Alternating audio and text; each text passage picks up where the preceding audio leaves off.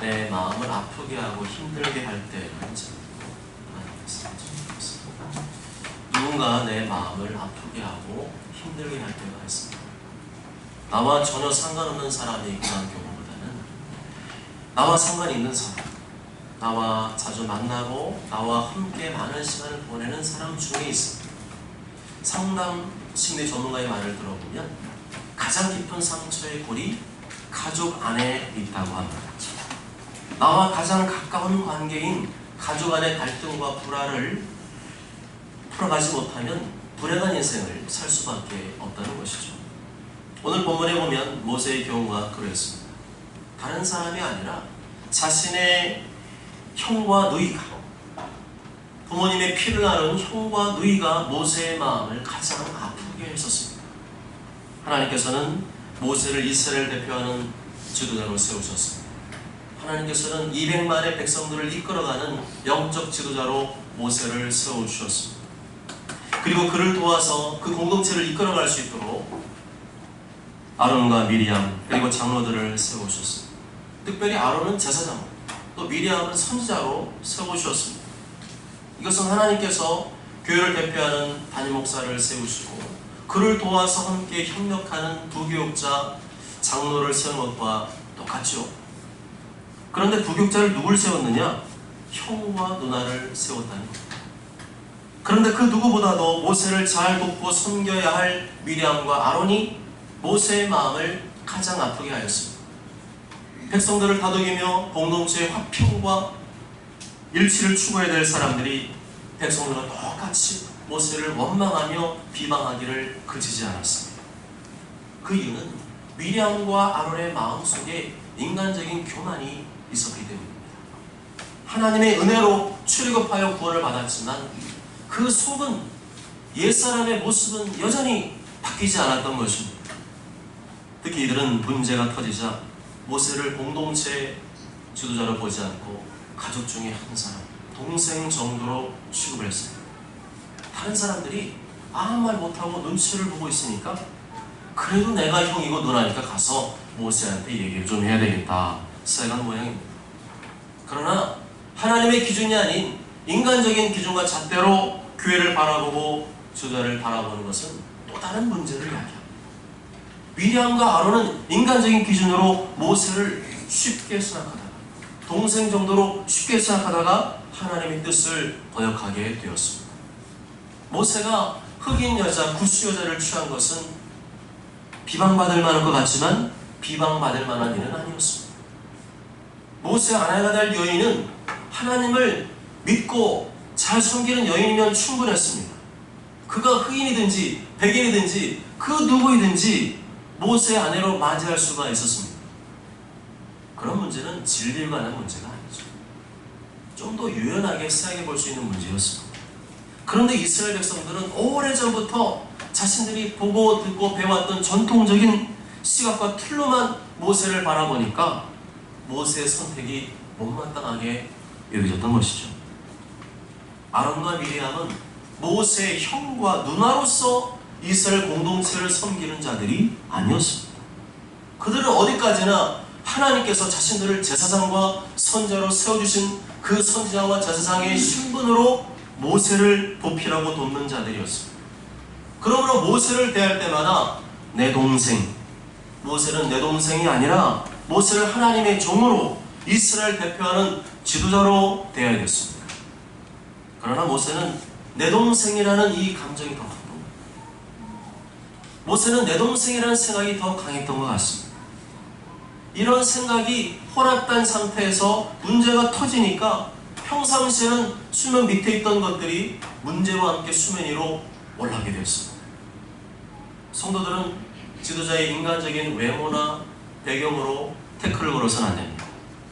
그가 어떻게 자라왔든, 그의 나이가 어떠하든, 그의 취미나 기호가 무엇이든 중요한 것은 하나님께서 그를 공동체의 지도자로 세워줬다는 사실입니다.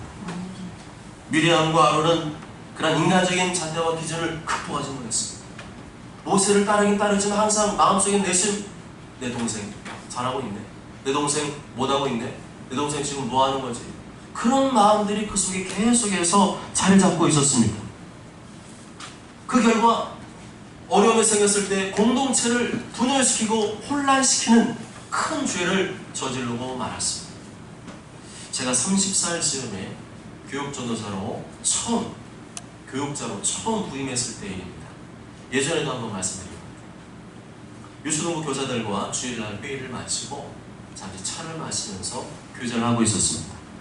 그런데 저보다 2살 아래인 어떤 형제가 제 옆으로 다가와서는 자기가 청년부 총무인데 이번 주 토요일날 청년부 예배 있으니까 저보고 나오라는 거예요.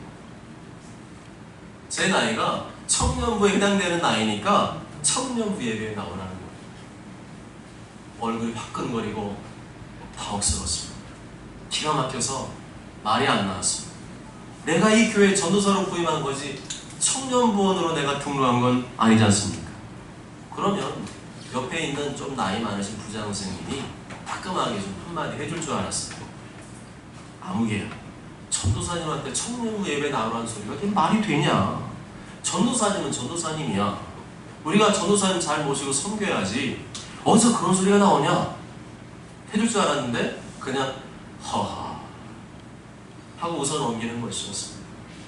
여러분, 아무리 나이가 어린 교육자라고 해도 하나님의 종은 하나님의 종입니다. 아멘. 신학대학에 재학 중인 갓 20살 넘은 교육전도사가 우리 교회에 부임하게 되더라도 우리는 그런 20살의 청년이 아니라 하나님의 종으로 될 줄 믿습니다. 아멘. 이런 인간적인 관점이 벗겨지지 않으면 나도 미리암과 아론과 같은 죄를 지을 수가 있습니다.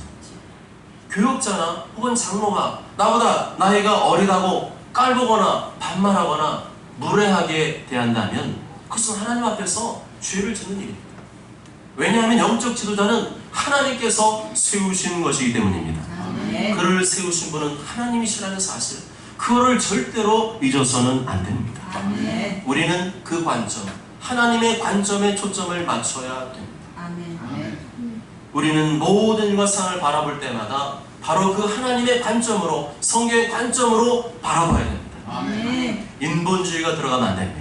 아멘. 사람 잘 들어가면 안 됩니다. 아멘. 인본주의는 빼내야 됩니다. 아멘. 주사기로 피를 뽑아내듯이 내 안에 있는 더러운 피가 있다는 것을 뽑아내야 됩니다. 아멘. 그리할 때 하나님께서 기뻐하시는 복 주시는 신앙생활이 될 줄 믿습니다. 아멘. 분명한 것은 이 일로 말미암아 미리암과 아론이 하나님의 진노를 받게 되었다는 사실입니다. 모세 입장을 최대한 대변해주고 이해시켜줘야 될 사람들이 오히려 모세를 코너로 몰아넣고 비방한 죄의 대가였습니다. 그런데 모세는 그런 억울한 순간에도, 마음을 아프게 하고 힘들게 하는 순간에도 그들과 싸우지 않았어요. 모세는 그 시간에 입을 다물고 침묵을 지켰습니다. 하나님께서 이 모든 사실을 알고 계심으로 하나님께서 해결해 주실 것을 믿었습니다. 하나님께서는 모세의 믿음대로 일하셨습니다. 아멘. 내가 나서지 않아도, 나는 연약하고 부족해, 내가 나서지 않아도 하나님께서 일해 주실 줄 믿습니다. 아멘. 그 믿음대로 일해 주셨습니다. 아멘. 이 일의 사안이 얼마나 중대한 사안이든지 하나님께서 갑자기 나타나셨습니다. 그리고 이 3명을 회막 앞으로 오라고 했어요. 그 다음 또다시 미리암과 아론 2사람을 따로 부르셨습니다.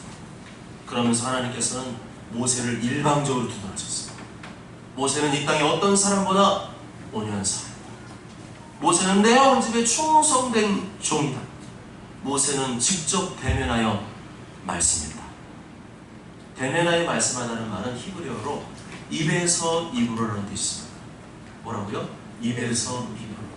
니들은 선지자로서 꿈과 환상을 보고 은밀하게 말씀을 들었지만 모세는 그렇지 않다. 모세는 내가 직접 내 입에서 나오는 말씀을 그 입속에 집어넣어줬다는 겁니다. 아멘. 알지도 못하면서 도매금하지 말라는 거죠. 내 수준으로 모세를 평가하지 말라는 겁니다. 모세는 니들이 하는 정도가 아니라는 겁니다. 아무리 니들이 뭐라고 날뛰어도 모세는 너희들보다 훨씬 더 충성되고 온유한 내 종이라는 것입니다. 그 다음에 벌어진 사건이 오늘의 말씀이죠. 하나님께서 우리가 볼 때는 뭐 이런 거 가지고 그렇게 화가 나실까 했는데 하나님께서는 굉장히 화가 나셨어요. 미리암과 아론이 모세를 비방한 것을 마치 하나님 자신이 그렇게 당한 것처럼 반응하셨습니다. 9절과 10절 다 함께 읽습니다. 시작. 여호와께서 그들 향하여 진노하시고 떠나시니 구름이 성벽 위에 떠나갔고 미리암은 나병에 걸려 눈과 같더라. 아론이 미리암을 본즉 나병에 걸렸는지라. 아멘. 빠지고 보면 모세를 비방한 백성들 전부 다 불러와가지고 전부 다 징계를 해야 맞는 거예요. 그렇지만 하나님께서는 미리암과 아론만 불러서 징계를 하셨습니다. 특별히 맨 앞에 앞장선 사람이 누군지 아세요? 미리암이었어요. 다른 때는 순서가 아론과 미리암인데 여기서는 미리암과 아론으로 바뀝니다. 미리암이 주동자였다는, 그리고 그 다음에 나오는 말씀을 봐도 미리암이 주동자였다는 사실을 알 수가 있습니다. 이것을 통해서 우리는 하나님은 죄에 대해서 오래 참으시지만 반드시 보응하시는 하나님이심을 알 수가 있습니다.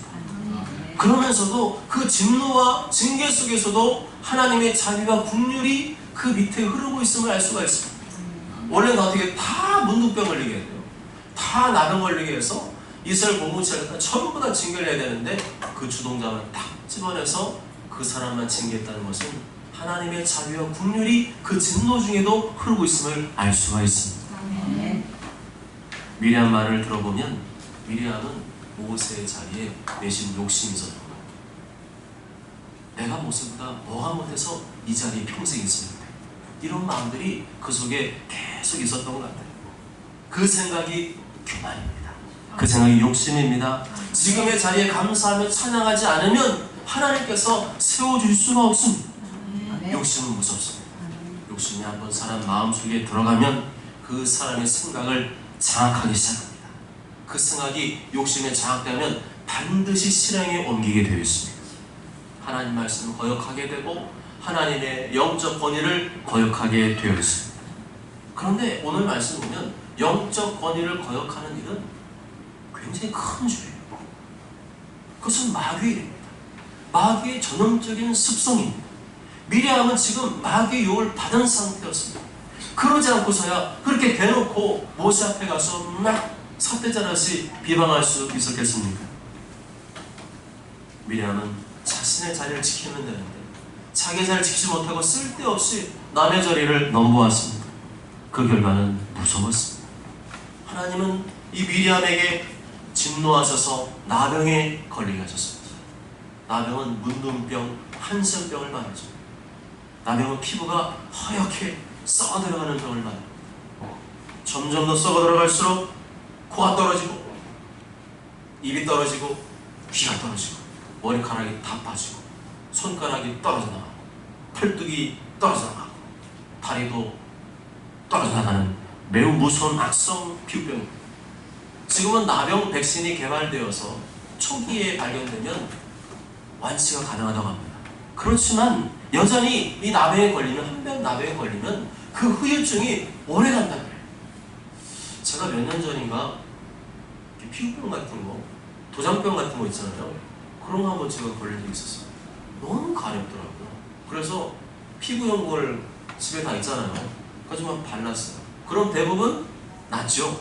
근데 발라도 안 났어요. 안 났어요. 안 났어요. 계속해서 안 났어요. 그래서 제가 병원에 가서 주사 맞고 그 다음에 나은 것 같아요. 근데 그게 한 2달 걸린, 2달, 3달 걸린 것 같습니다.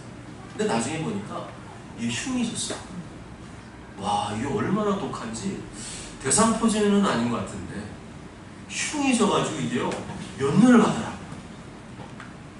이렇게 피부병, 특히 악성 피부병은 치료가 되어도 흉이 남고 후유증이 있습니다. 입에 걸리면 전염성이 강하기 때문에 무조건 격리시켰습니다. 사람과 일체 만나지 못하게 하고 그냥 독방 깜방에 가두듯이 일평생을 거기서 외롭게 쓸쓸히 저 사람은 부정한 사람이야 라는 소리를 들으며 살아야겠습니다. 잠시 후에 하나님의 구름이 떠나가 이 악성 피부병에 걸린 미리암의 모습을 아론이 보게 되었습니다. 그 모습 보고 너무 놀랐습니다. 너무나 끔찍했습니다. 마치 살이 반이나 썩어서 엄마 뱃속에서 죽어서 나온 사람의 피부와 같았습니다. 아론이 그걸 보고 큰 두려움이 밀려왔습니다. 아론은 그제서야 모세 앞에 털썩 엎드렸습니다. 이것은 하나님께서 매우 싫어하시는 죄이구나.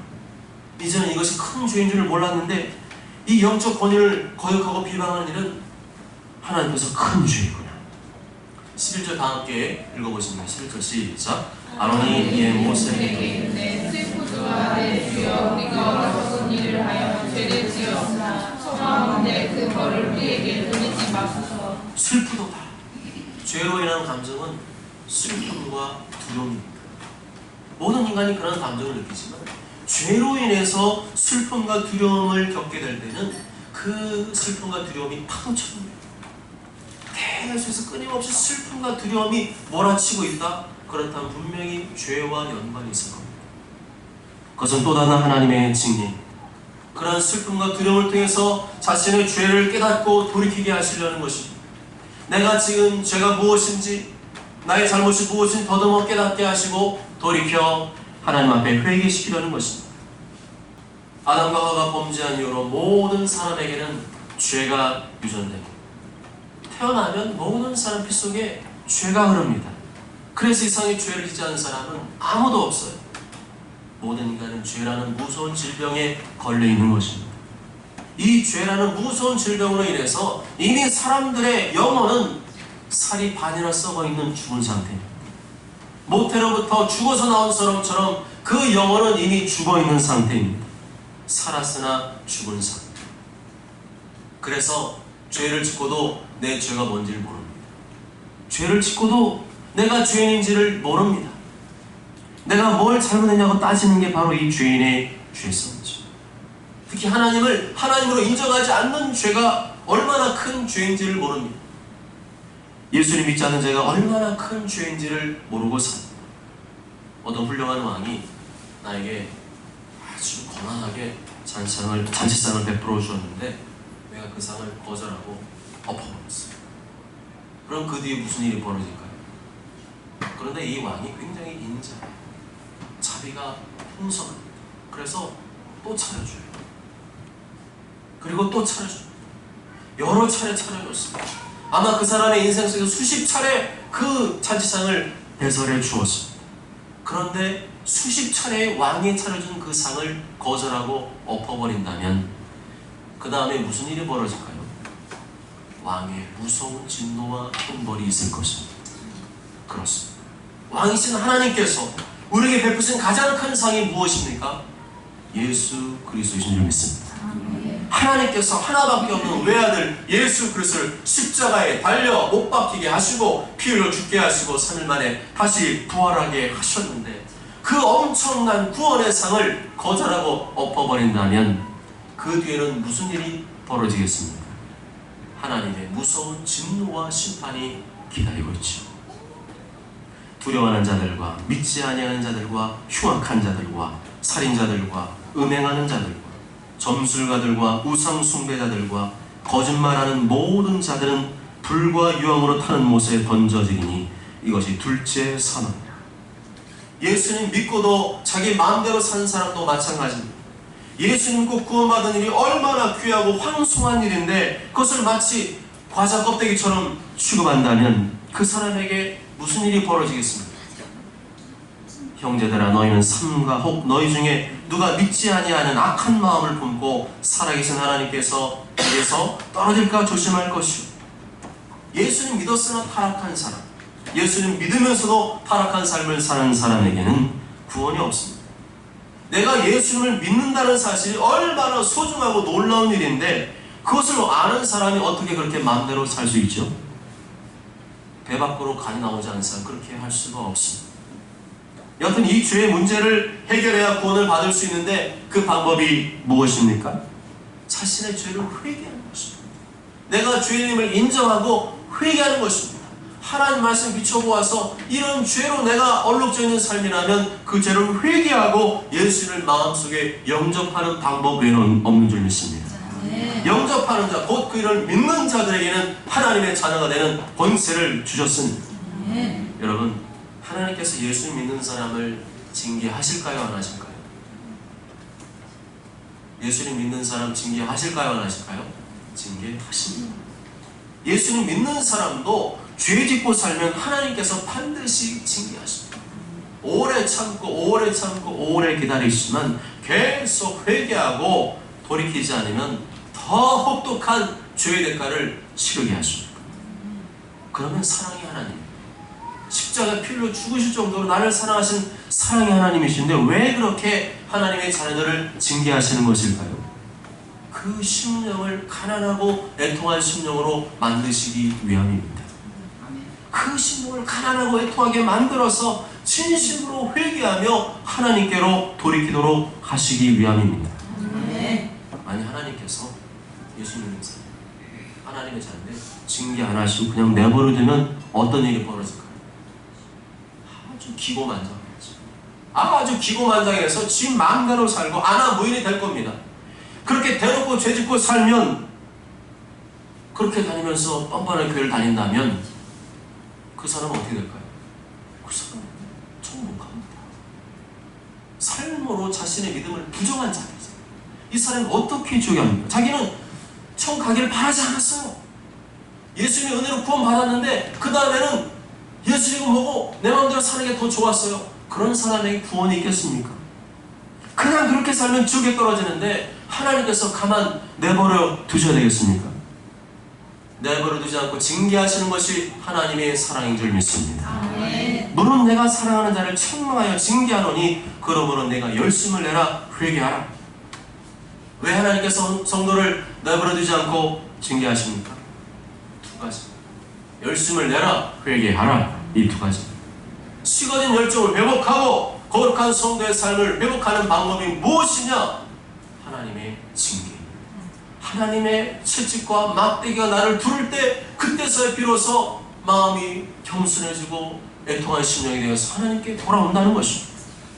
무릇 징계가 당시에는 즐거워 보이지 않고 슬퍼 보이나 후에 그로 말미암아 연단받은 자들은 의와 평강의 열매를 맺는다.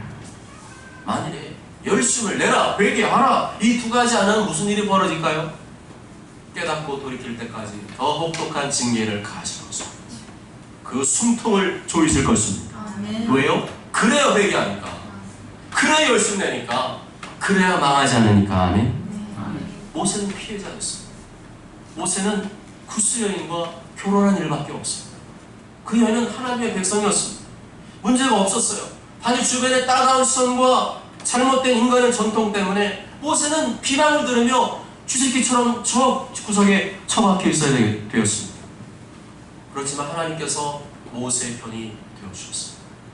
하나님이 모세의 편이 되어주셨습니다. 아멘. 누가 이 세상에서 가장 행복한 사람인가?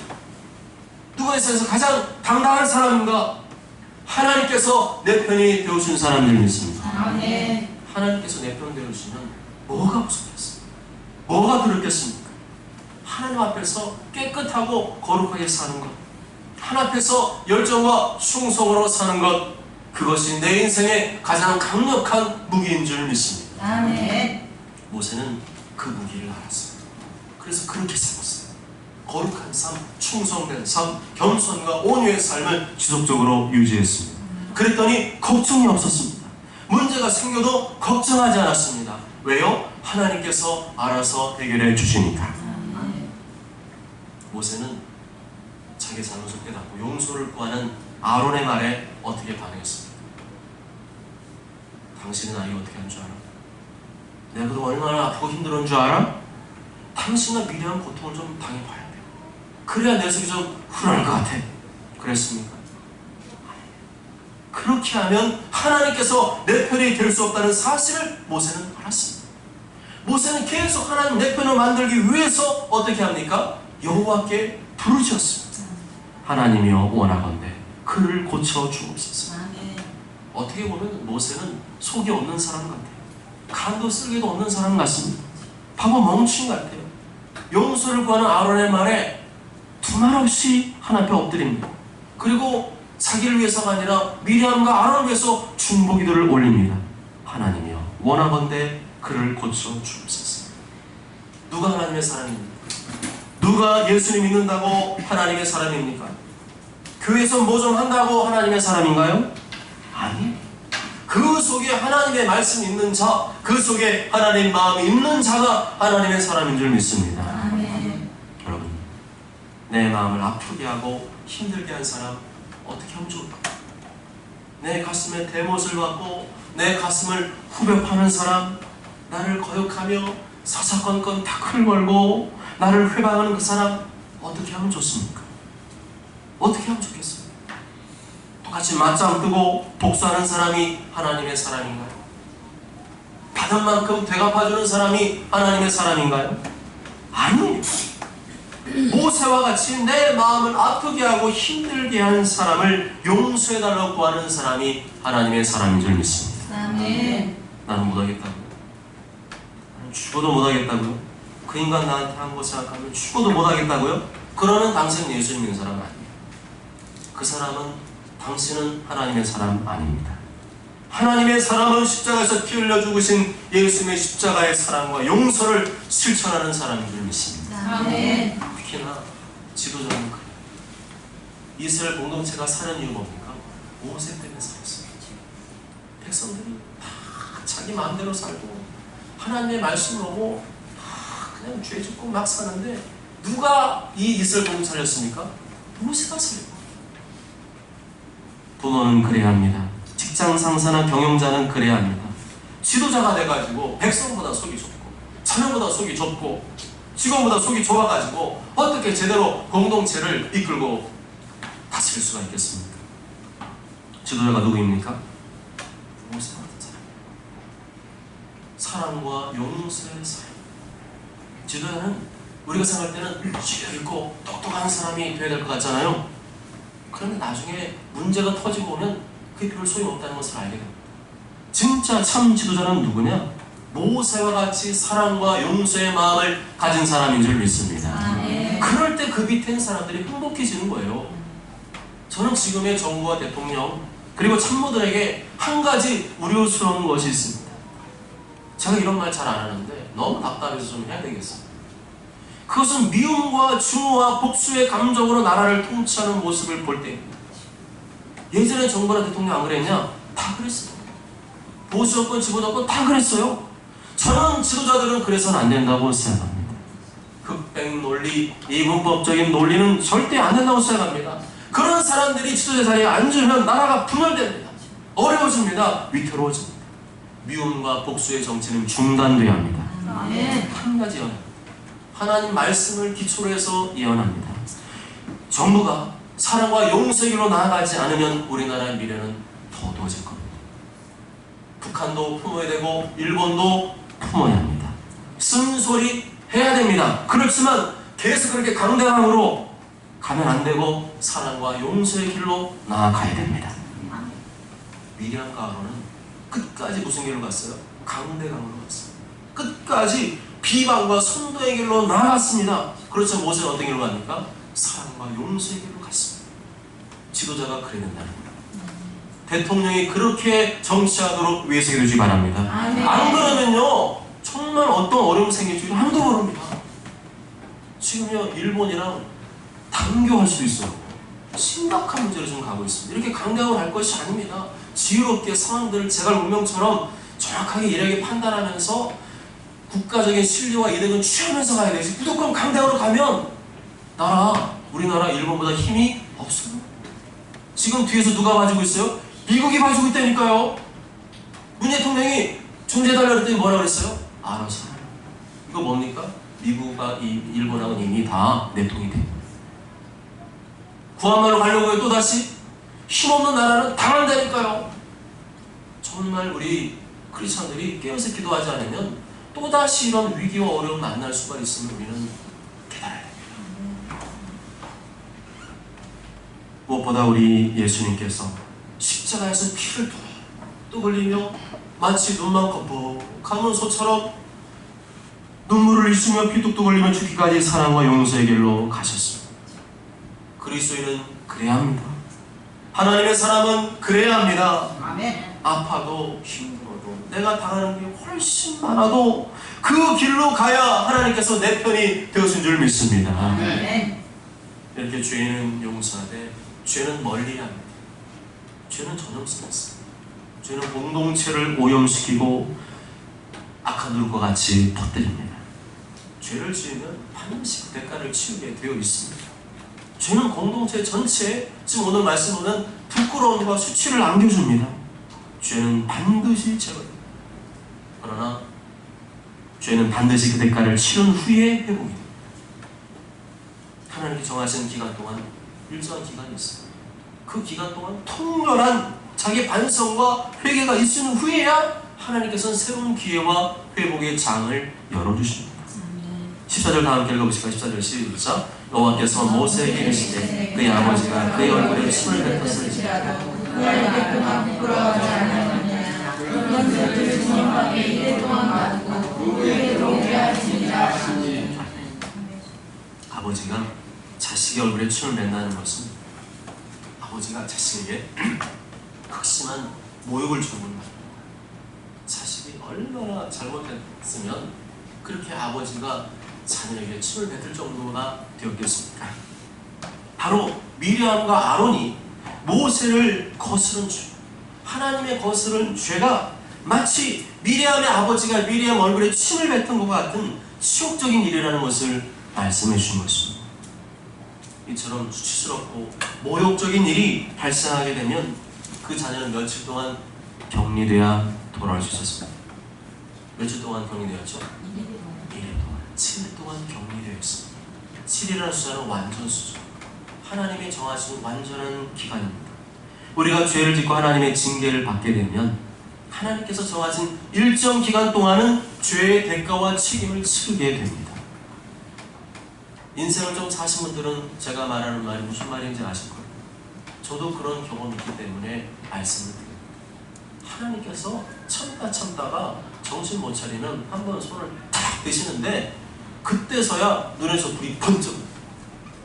그 다음에 회개하죠. 그럼 하나님이 싹 회개하는 즉시 용서해주고 문제가 싹 해결돼야 되는데 용서는 해주시는데 문제 해결은 천천히 아주 거북처럼 느릿느릿. 그 시간 동안에 징계의 고통은 제거하지 않으시고 반성과 회개의 시간을 갖게 하십니다. 그 후에 돌아오게 할지니라. 그 후에 돌아오게 할지니라. 너무 자식 사랑이 지나쳐서는 안 됩니다. 자식이 잘못하고 죄를 저질렀는데 마음이 짠하다고 안쓰럽다고 무조건 덮고 지나간다? 그거는 하나님 말씀 A도 모르는 거죠. 스스로 자신의 죄를 깨닫고 회개하도록 자숙의 시간을 줘야 돼요. 하나님 그렇게 하시죠. 그래서 자식이 뭔 잘못을 했습니다. 그러면 용서는 해야죠. 용서는 하되 바로 풀어주면 무슨 일이 벌어질까요? 기분 만장이죠. 자숙의 시간, 반성한 시간, 본인이 다시는 내가 이렇게 하면 안 되겠구나는 것을 뼈저리게 느끼게 해줘야 그 다음에 무서워서라도 안 하는 겁니다. 그렇게 하는 것이 하나님이 원하시는 방식대로 자식을 바르게 양육하는 것인 줄 믿습니다. 15절과 16절을 보면 미리암이 7일간 자숙하고 회개하는 기간이 지나자 이스라엘 공동체 전체가 한 발짝도 못 움직이다가 이제 움직이는 것을 볼 수가 있습니다. 한 사람의 죄가 공동체 전체를 발목 잡을 수 있습니다. 교회의 심장은 거룩인 줄 믿습니다. 15, 16절 있습니다. 시작. 이에 미리암이 진영 밖에 1일 동안 갇혀 있었고 백성은 그를 다시 들어오게 하기까지 흥진하지 않았다. 그 후에 백성이 스스롯을 떠나 바람가에 지을지니라. 이 기간, 징계 기간들이 지나야 정말 주님 앞에 진심으로 참회하고 회개하고 엎드린 시간이 있은 다음에야 하나님께서 회복의 길을 새롭게 열어주신다는 것입니다. 사랑하는 여러분, 하나님께서 미리암 한 사람을 통해서 얼마나 하나님께서 교회의 영적 권위를 중요하게 여기시는지를 말씀해 주셨습니다. 그리고 교회를 분열시키고 나누는 죄가 얼마나 큰 죄인지를 보여주셨습니다. 그리고 그 죄값이 얼마나 무서운 것인지를 우리에게 보여주셨습니다. 그리고 사람의 죄성이 얼마나 질긴지, 고래 심줄보다 더 질긴 게 사람의 죄성인지라 하나님께서 손대지 않으면, 징계하지 않으면 절대로 깨닫지 못하는 어리석은 짐승 같은 존재가 바로 우리 인간들이라는 것입니다. 혹시 하나님의 징계 가운데 있습니까? 주님의 말씀을 따르시기 바랍니다. 열심을 내라, 회개하라. 이 두 가지 잘하시면 될 줄 믿습니다. 아멘. 열심을 내고 회개하시기 바랍니다. 아멘. 후에 회복했을 줄 믿습니다. 아멘. 어쩌저런 모두가 하나님이 세우신 영적 권위를 두려워합니다. 나의 모든 아픔과 고통을 하나님께 맡겨드리며 오직 사랑과 용서로 끊임없는 중보기도로 이 나라 민족과 교회와 가정을 더욱더 든든하게 세워가게 되시길 주님의 이름으로 축복합니다. 아멘.